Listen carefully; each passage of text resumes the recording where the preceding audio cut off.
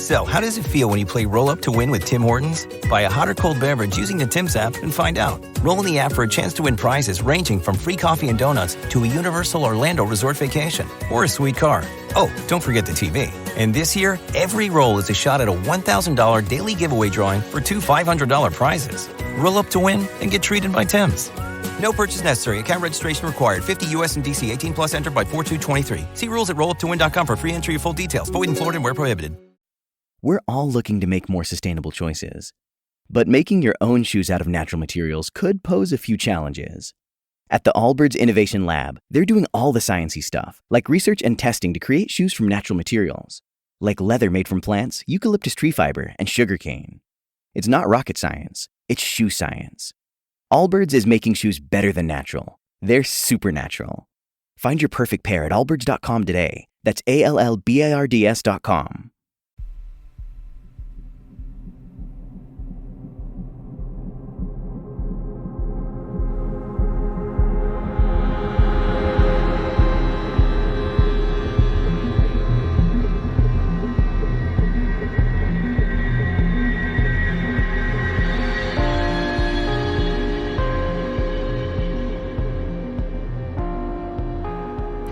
And welcome to day 22 of 31 Days of Terror, and I have 5 spooky stories for you today, and story number 1 comes from Dustin.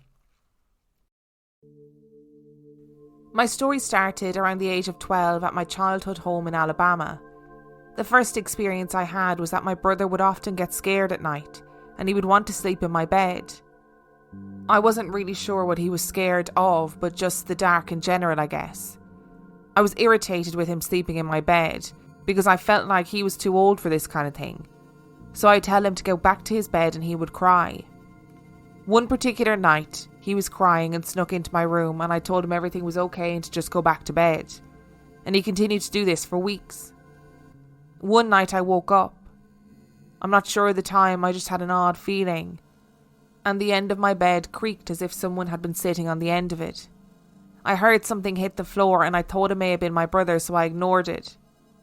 I tried to go back to sleep and I tossed and turned for a bit. I like to sleep with my hand under my pillow, and all of a sudden I felt a hand grab my hand under my pillow and it felt like it was pulling me. So I grabbed the hand and started pulling it and yelling at what I thought was my brother. My mother heard the commotion and she ran into my bedroom and turned on the light and asked what was happening. And I told her that my brother was under my bed again. At that moment I looked past my mother and into my brother's room, and he was laying in his bed asleep. And I felt the worst feeling come over me. I assured my mom that he must have ran back into his room and was faking sleep. So she told me and my asleep brother to be quiet so he didn't wake my dad. The next couple of nights nothing happened, but I slept with my hands by my side. One night, my brother and I decided we would watch a movie together, and my mom and dad were asleep.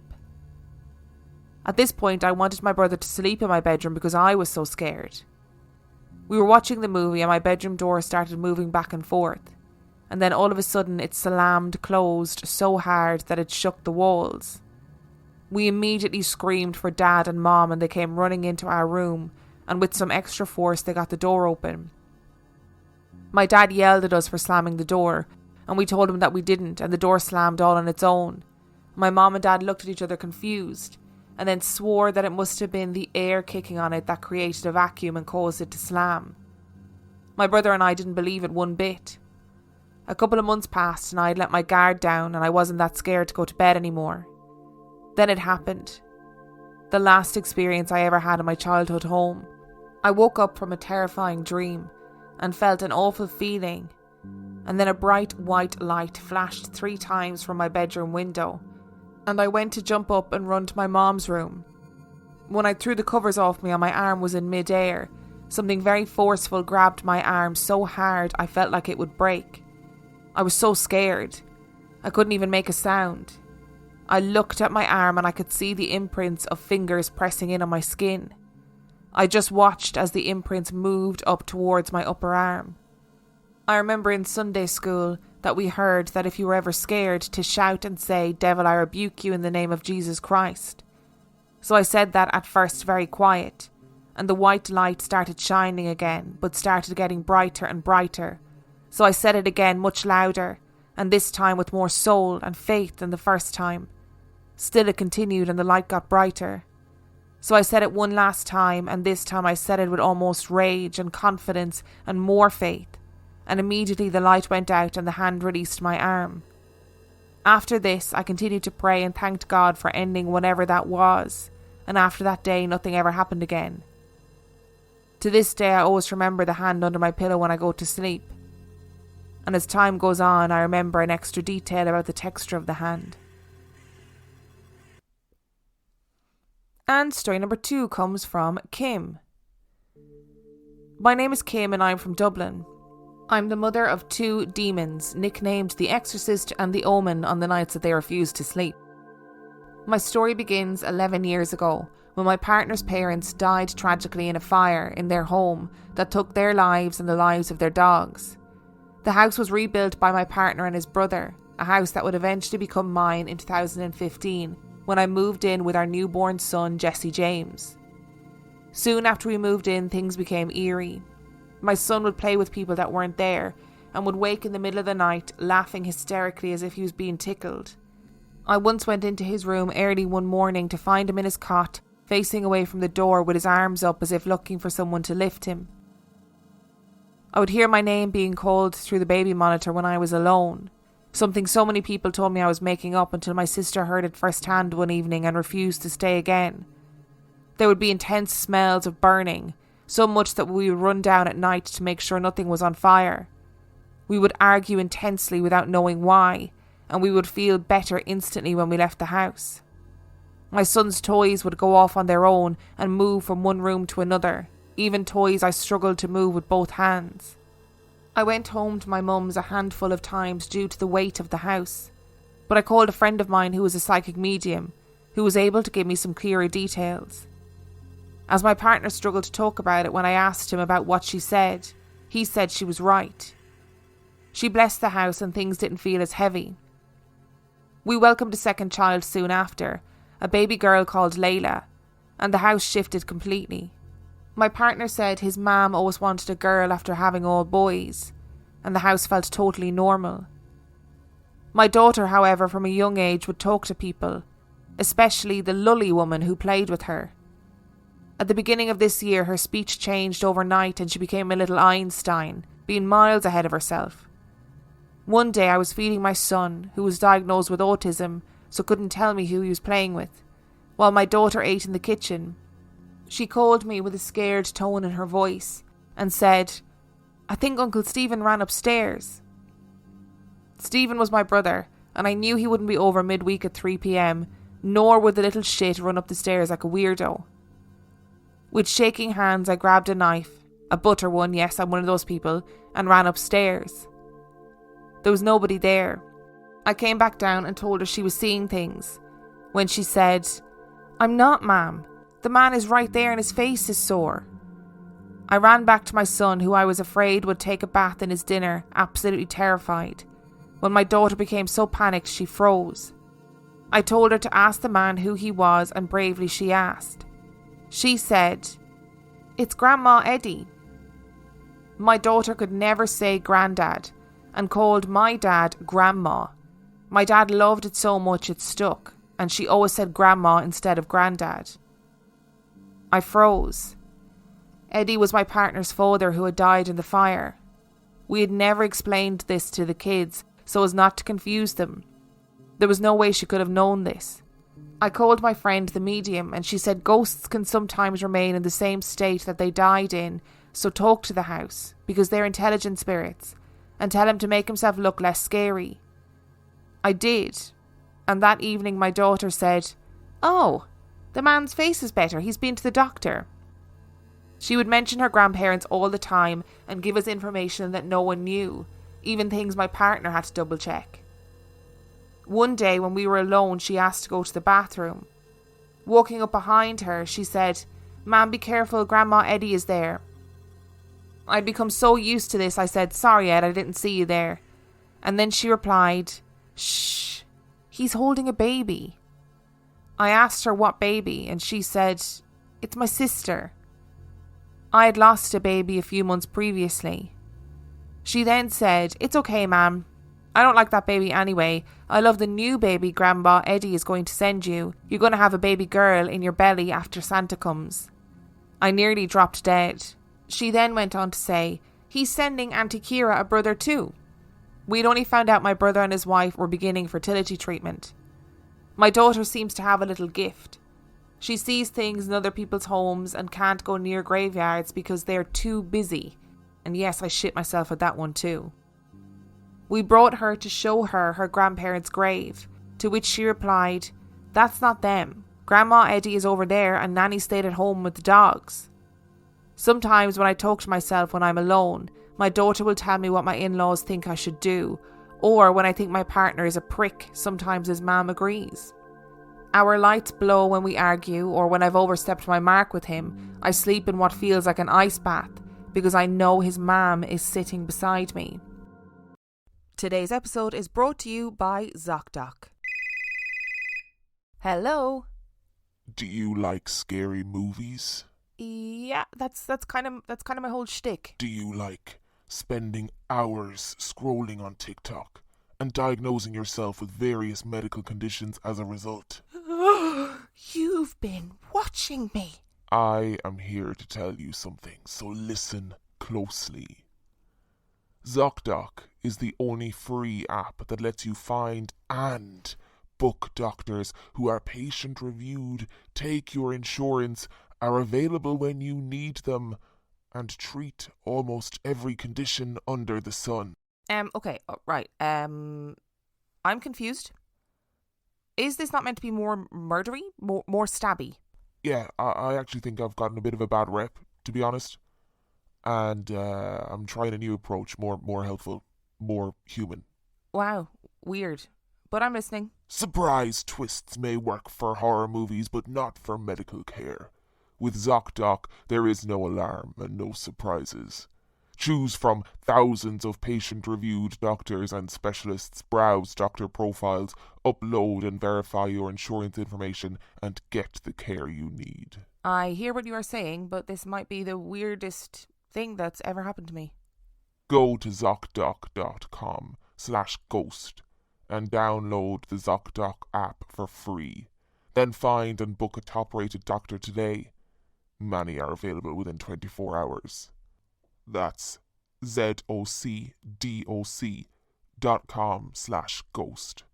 With your choice of select sandwich, nugs, fries, and a drink, Wendy's $5 Biggie Bag is your go-to. Your nugget wingman. Your hot and crispy fry co-pilot. Just like us. We're like the Bag Boys. What? Bag Boys, what you gonna do? What you gonna do when we bring your food? For a deal you can count on, bet on Biggie and choose wisely. Choose Wendy's. Bag Boys. U.S. price and participation may vary. Includes choice of double-stacked JBC or crispy chicken sandwich with 4-piece nugs, junior fry, and small soft drink. Third-party delivery pricing may be higher. Take as little as 3 minutes to see if you could save on motorcycle insurance with Progressive. Come on, you've spent more time than that debating your accessories. Could use some new riding gloves. Guess I'll go with black leather again. Just seems so basic. Wait, what if I did white leather? People be like, hey, this guy's different. Or they might be like, hey, this guy looks like a butler. Yeah, okay, black leather it is. Get a quote in as little as 3 minutes at Progressive.com. Progressive Casualty Insurance Company and Affiliates. And story number 3 comes from Jessie. I wanted to get my story out there because it's kind of interesting. When I was a kid, we lived in a small town about an hour outside of Los Angeles. This small town was kind of a ghost town with no infrastructure at the time, and it was cheap to live in. We lived in a nice house on the north side of town. It was a 3-bedroomed house with a huge living room and a kitchen that circled around and had 2 entrances. Now, my first experience here was weird. I used to watch Most Haunted as a kid, and one day I asked stupidly in the living room, "If anyone is here, give me a sign." I was 10 and I didn't know anything. I didn't think too much of it after that. 2 weeks later, I walked into the kitchen to see my stepdad hitting the counter angrily, and I walked around the corner back into the living room, only for me to turn around and see him talking with my mom in the den area next to the kitchen on the opposite side of the room. There was no way he could be across the room in 2 seconds. My next experience was a doozy. I was upstairs in my room. All of my family were accounted for downstairs in the den watching a movie. I was on the top of the stairs and I heard a creepy voice coming out of my brother's room to the left of me saying, "Hey, come here." I noped the heck downstairs and told my family what happened. Needless to say, they didn't believe me, until one day my mom woke up screaming. She told us she had a nightmare of an ugly creature accusing her and my family of things. My mom, being religious, prayed over her room and then nothing happened to her after that. Before that, my mom would ask me to go in her room and get diapers for my baby brother, and something screamed at me not to, and I had a panic attack and I couldn't explain why. Maybe I had an idea of what was in there already. One day, a few months after that, I went through a string of sleep paralysis. The worst part wasn't the paralysis. It was the fact that when I would struggle and squirm, I would hear growling. We moved out of that house, and I've had more since, but growing up in a religious household, I usually pray the spooks away. But I asked for a sign, and got more than I bargained for. And story number 4 comes from Larry. While my experiences may not be chill you to the bone scary, they are certainly odd. I have had several paranormal-ish occurrences throughout my life. I've no idea how or why I was chosen to be the recipient. I certainly haven't gone looking for them. I'm not what I would call sensitive that I know of. However, when I've least expected it, something presents itself as highly strange. My mom was sort of tuned in to weird happenings her entire life, so I guess maybe some of it rubbed off on me. Late in life, my mom lost her sight due to a stroke and cataracts. She always wished she could travel out west, as she was a huge fan of Western novels and read anything about the Old West she could get her hands on. Sadly, that never became a reality for her. She mentioned several years before her death, jokingly I think, "Maybe when I die I'll be able to travel the West." Sadly, she passed, never experiencing her dream. A week after her funeral in Ohio, I live in Nevada, I was back on the road again as I travelled for a living. I was in Scottsdale, Arizona at a trade show. The first day there, my mind was on my mom, and just seeing the beautiful landscape of Arizona, I just couldn't shake it. Man, my mom would have loved it here. All day I had waves of sadness. I chalked this up to this loss, of course, and the surreal nature in the moment that I was back at work like nothing happened. I cut the night short and went back to my hotel room. It was all too much, and I simply needed time alone. I rounded the corner from the elevators, and right in front of my hotel door was an owl with its large eyes staring straight at me. It was just standing on the carpet in this brand new convention centre hotel on the 4th floor right in front of my door. What do you do with that? In my mind, I said, "Mom?" It just stood there blinking at me with the sharpest eyes that you can imagine. Just then, at the other end of the hallway, a man entered the exit door. The owl turned, jumped up, and flew out the door right beside his head. He was shaken. I stood there for a couple of seconds stunned, and then I simply felt joy overcome me. It was as if a weight was removed from my shoulders. Somehow, in that moment, I knew my mom was all right, and I knew she finally saw the West she loved through perhaps the eyes of that owl. It was a stunning and fascinating situation. It was the late 1950s, and I was about 8 or 9 years old looking out the front windows of our house in north central Ohio. It was snowing and collecting on the ground, and I was in high hopes of having a snow day from school, so I was checking the progress of the falling snow quite often. On about my 5th trip to the window, I was startled to see a man dressed in all dark clothing, wearing an overcoat with a Dick Tracy hat. My 60-year-old reference to his fedora. It was cold and windy outside. He had his hands up to his neck, holding the coat closed at the collar. I'm sure he didn't see me, as he had his head tilted down against the wind and snow. As soon as I caught sight of the man, I dropped to my knees and peered over the edge of the windowsill. He was walking purposefully along a short hedgerow on our neighbour's property. This was not a normal cut-through for people to take, so I was quite taken aback. He could not have been more than 20 feet from my position in the window. I was spooked, and a little curious. He was walking between ours and the neighbour's house. I ran to report my sighting to my father, but as the grown-ups were playing cards, I was brushed off with, "Is he hurting you?" By the end of the evening, the snow had stopped and I was off to bed. After school the following day, I was in our backyard building a snow ramp to slide down with the 6 inches of snow that had fallen the night before, when it dawned on me that his footprints would surely be there. So I walked over and saw a single person's tracks between the houses and then cut diagonally across the neighbour's backyard. The backyards in that neighbourhood were 150 feet long and 75 feet wide. As I followed the tracks, they rounded a large hedge at the far corner of our neighbour's property. There were 3 or 4 more prints, and then they just stopped. No more prints, no disturbed snow, no nothing. Startled, I stood there looking down at the final footprints cleanly fixed in the snow. My 9-year-old brain was thinking, no way could he have backed up without disturbing the snow for that distance. Nor could he have jumped the hedge, which was taller than me by a foot. Baffled, I walked back and continued my snow ramp project, trying to make sense of the situation. Over the years, I've wondered about this event and can see him in my mind's eye as clearly as if it just happened. I'm not sure if this person was a hat man or a man in black or whatever. Back in the day, no one ever used those phrases. And as for me telling my mom or dad, they would have surely blown me off again, so there was no telling anyone. It was just a weird event that caused me to question over the years just what happened that night. Who or what could I have seen? Maybe it was someone from the past. I had just received my driver's license in December of 1966, and in June the following year my parents asked if I would like to drive my mother to visit my sister in Michigan for a few days. I could hardly believe what I was hearing.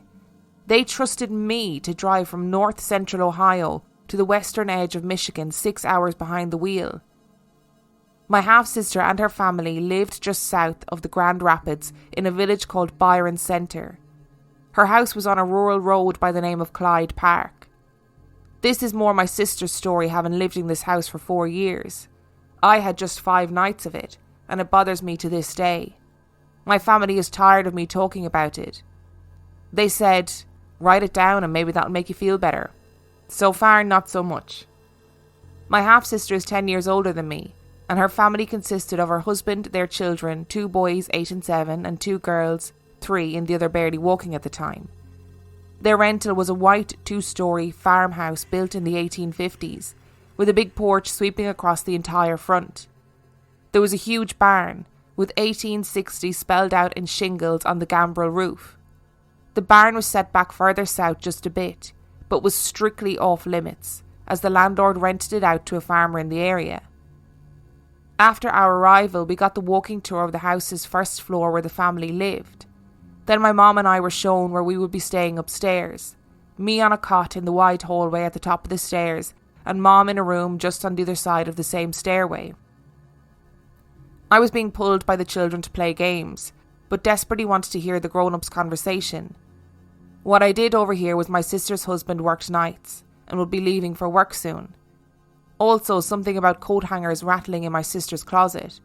This didn't really make sense to me just yet, but eventually it would. The children were finally down for the night, and Mom, Sis and I were sitting at the kitchen table. My sister was telling my mom that this house was on the Underground Railroad and was also an inn back in the day. The basement floor was dirt, and there were what appeared to be disturbed areas in the wall that had been filled in. I didn't really connect the dots as a 16-year-old, but by this time it was off to bed just after 10:30 p.m. I was up the stairs and in my cot. Being a typical farmhouse of the period, the windows went from floor to ceiling, one just to my right and one at my head with the stairs to my left. Mom came up the stairs, which creaked with her every step, wished me good night, and I turned over to look out the window. There was a full moon that night, offering a blue hue to the farmland and woods that lay beyond the ploughed fields to the east. I fell asleep quickly, only to jerk awake to the sound of footfalls on the creaky stairs again. By this time I noticed the moon directly in the window I was facing. Realising the footfalls were reaching close to the top of the stairs, I rolled over looking through the railing of the stairway, thinking either my mom or my sister would be making their way up, trying not to wake me. What I saw, however, would confound me to this day. There was a solid woman with a blue glow all around her, dressed in what I can only relate to the Little House on the Prairie style dress, a lacy collar, and a duster cap trimmed with lace. In her right hand was a candle holder with a candle lit, but the flame was as blue as she was. She had no facial features, just that blue glow. Her left hand was holding her dress up as if not to step on it, but she was not walking the stairs but floating, yet the stairs were creaking. There was no acknowledgement of me, for which I was grateful, and for her benefit I was frozen. She topped the stairs and turned, floating through my mom's closed door. Strangely, I simply lay back down on the cot and drifted quickly back to sleep. In the morning I was up having a bowl of cereal. My mom came to the table and whispered in my ear, "Did you sleep okay last night? And did you see or hear your sister coming upstairs after we went to bed?" Being 16 and not being sure what the correct answer was, I mumbled something and gave her a 16-year-old's nah. Man, parents, you can't even have a paranormal event without them giving you the 3rd degree. To my knowledge, nothing further occurred for the rest of the stay. I know you could say I was sleeping and it was all a dream. However, 3 years later I was on home leave from the Air Force. My girlfriend and my parents and I were watching a TV show about paranormal encounters. My mom pops up at a commercial and mentions the trip to my sister's. She asked if I remembered her asking questions the morning following our arrival. I told her that yes, I remembered because it was a bit odd. She told me that about 20 minutes after saying goodnight to me, she was kneeling at the bed saying prayers with her rosary beads, and she heard the stairs creaking. She raised up from her prayers and this floating woman came through the door wearing a long dress and a nightcap. In her right hand was a candle holder with a lit candle and she had no particular facial features. Her left hand was holding her dress up. Just a weird sort of, we both finished together saying, blue glow. Mom looked at me and her eyes were locked on one another.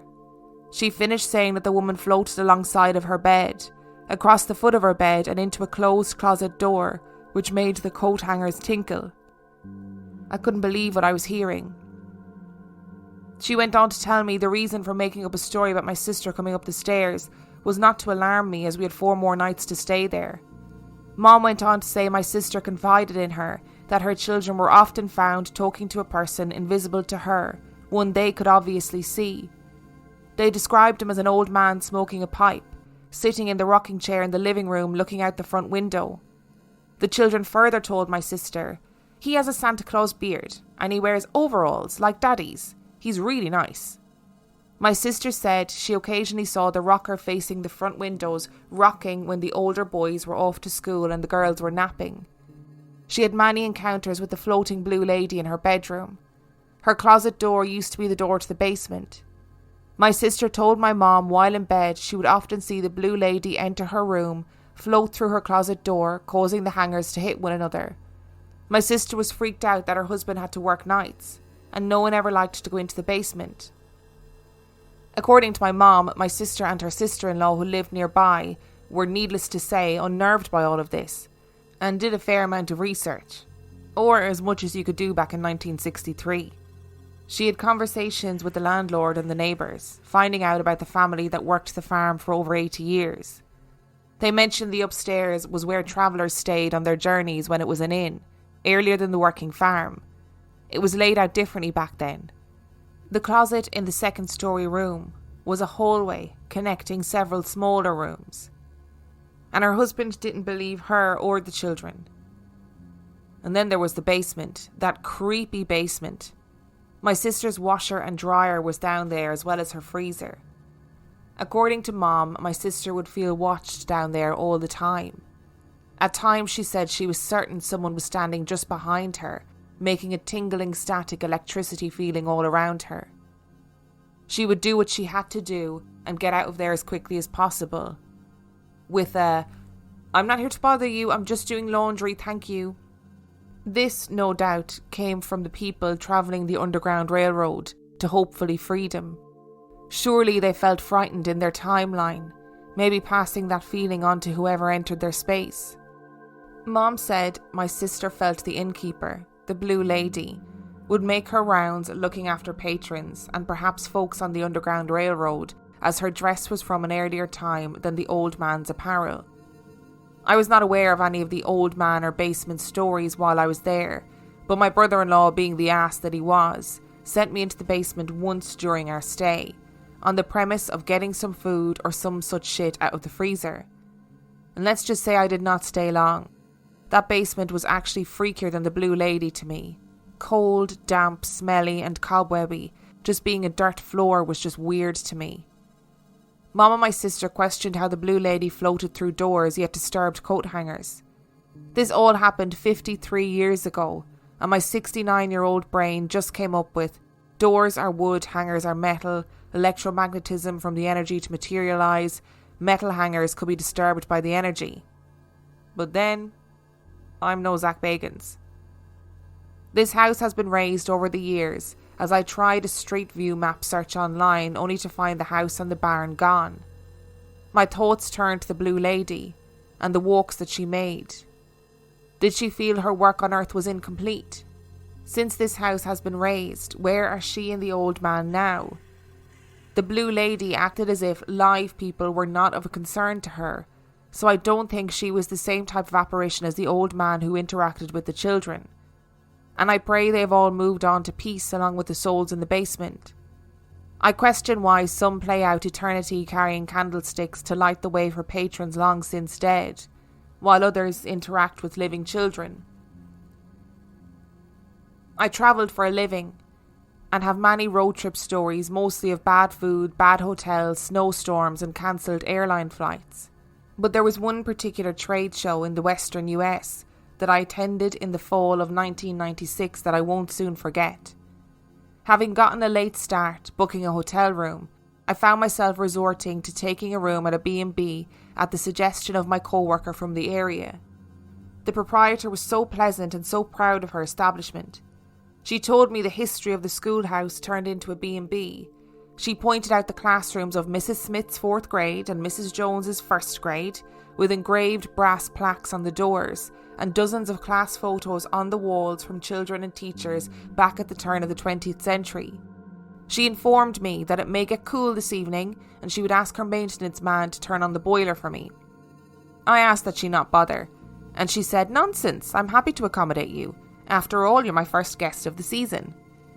She asked when I might be arriving back this evening, as she offers fresh baked cookies and hot chocolate at 8 p.m. sharp. I interrupted her, explaining I most likely won't be getting back until much later, as I will have to take customers to dinner.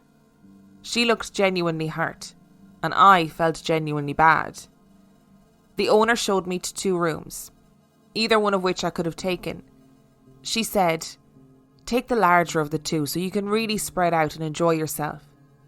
Now, I was here for work, not to spread out, and living out of a suitcase is really inconsistent with the charm of a B&B. The room she offered had a sitting room, bedroom and a weird sort of hallway connecting the bedroom to the bathroom on the opposite side of the building. Typical of a B&B, no TV, no radio, no food except at predetermined times, just inconsistent with the road warrior's lifestyle. I took the larger room at her recommendation. I returned that evening at around 11:30 p.m. and let myself in with the pass key and felt immediately that I shouldn't be there as no one was around. The owner did not reside on the property, and with no other people registered, I felt like I was in someone's home, almost like a trespasser. I clicked on the light switch at the stairs. There must have been all of a 40-watt light bulb. It did little to brighten my mood. I cringed as I creaked up the stairs.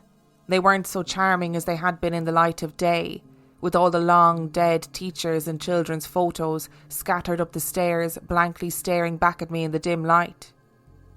Letting myself into Mrs. Smith's 4th grade room, I quietly closed the door as to not disturb. I'm not sure who I thought I was disturbing, the proprietor, Mrs. Smith, or the children in Mrs. Smith's care. Man, this felt wrong. I was paying for this room and I felt like I was intruding. I readied myself for bed and fell into a deep sleep. waking having to use the restroom at 2 a.m, according to the only electronic device in the whole establishment. Lying there for a moment, I noticed two things. It was very cold in Mrs. Smith's room, and I heard a tick, tick, tick, tick, of which I was trying to make sense of. Finally, it hit me. The boiler, the maintenance man, heat. I'm sure it's the boiler. Remembering my in-laws had hot water heat, and while staying there on several occasions, I heard the comforting tick, tick, tick of the copper pipes expanding and the prospect of heat. So I was thinking, oh good, she didn't listen to me and she did get her maintenance man to turn the boiler on. I jumped out of bed and it was literally freezing in Mrs. Smith's 4th grade room. It was see your breath kind of cold. I make the 6th sense trot down the hallway to do my business. However, I found it warmer the closer to the bathroom that I got. Weird. On the return trip, I only loitered for a second to bend down to touch the radiator on the adjacent wall. So I was thinking, shit, it was cold as ice. And I could still hear the tick, tick, tick. I glanced out the window thinking maybe a tree branch was stabbing at the glass. You know, the crinkly glass of older buildings that distorts your vision. Noticing the window faced the street, there were no trees, so I flew under the covers and tucked them firmly under my chin. Oh, for a Holiday Inn, even a bad one.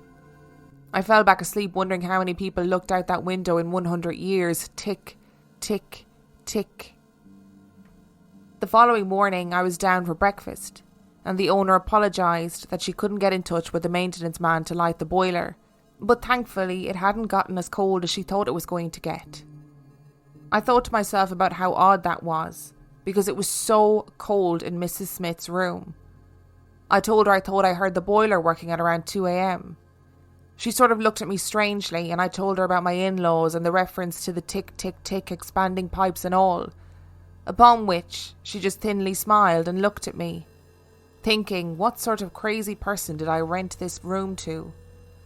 My co-worker showed up, and as we were driving to the convention centre, he asked how the accommodation was working out.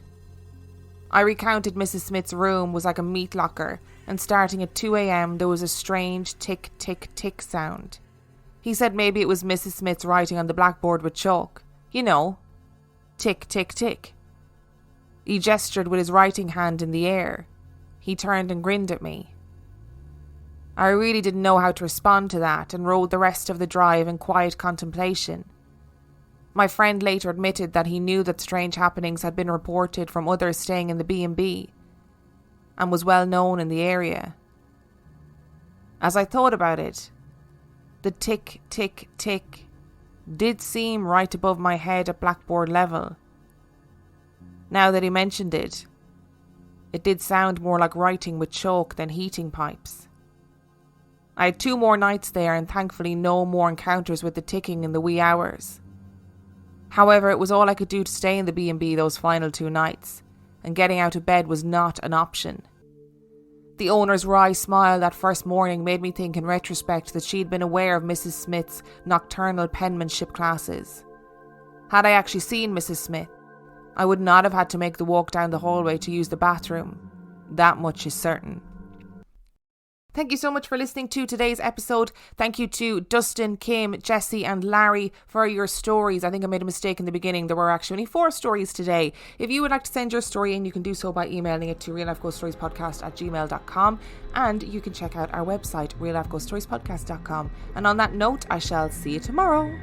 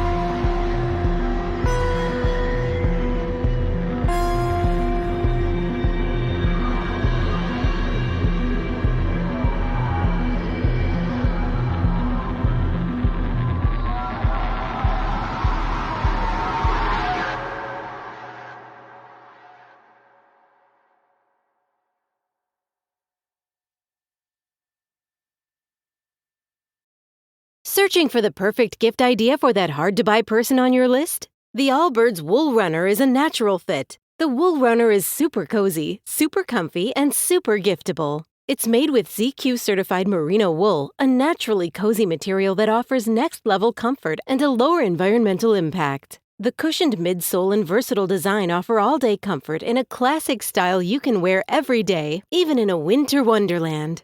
And its fully machine-washable construction makes it easy to keep your shoes looking like new. Allbirds shows off the Wool Runner's carbon footprint right on the shoe so you can see the difference for yourself. On top of that, they actually offset that carbon footprint to 0, making the Wool Runner completely carbon neutral, so you can stay cozy and tread lighter on the planet. This holiday season, give tidings for comfort and coziness with the Allbirds Wool Runner. Discover your perfect pair at allbirds.com. That's ALLBIRDS.com. Progressive presents an ad from Mom. When you bundle your home and auto insurance with Progressive, bundle, that's a cute word. What? Read it again? Okay. When you bundle your home and auto insurance with Progressive, you get round-the-clock protection. Oh, that's darn good. Because once my older sister Dottie, her basement flooded. Get round-the-clock protection when you bundle and save with Progressive. It's easier than getting your mom to make this radio ad. Progressive Casualty Insurance Company, affiliates, and other insurers. Discount not available in all states or situations.